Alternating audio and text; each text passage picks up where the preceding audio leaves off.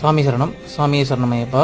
நீங்கள் என்ன காட்சி பார்த்துட்ருக்கீங்கன்னா, நம்ம புண்ணியமான பம்பா நதியை NTRF வீரர்கள் மற்றும் காவல்துறை அதிகாரிகள், தன்னார்வ தொண்டர்கள் சுத்தம் பண்ணக்கூடிய காட்சியை நீங்கள் பார்த்துட்டீங்க. நம்ம புண்ணியமான பம்பா நதியை பக்தர்கள் யாருமே அசுத்தம் செய்யாதீங்க. துண்டை விட்டுட்டு போகிறது, வேட்டியை விட்டுட்டு போகிறது, சட்டையை விட்டுட்டு போகிறது, அங்கேயே மாலையை கழட்டிட்டு விட்டுட்டு போய் பாவத்தை சேர்க்காதீங்க. நம்ம புண்ணியமான பம்பா நதி நமக்கு புண்ணியம் கொடுக்கக்கூடியது.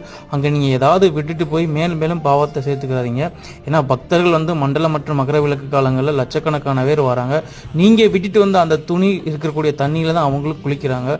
சோப்பு, சீயக்காய், சாம்பு போன்ற இதை பயன்படுத்தாதீங்க. நீங்கள் பயன்படுத்த அது மற்ற பக்தர்களுக்கு தீங்கு விளைவிக்கும். உண்மையாக விரதம் இருந்து வரக்கூடிய பக்தர்கள் இது போன்ற தவறுகளை செய்யாதீங்க. சாமி சரணம். சாமியே சரணம் ஐயப்பா.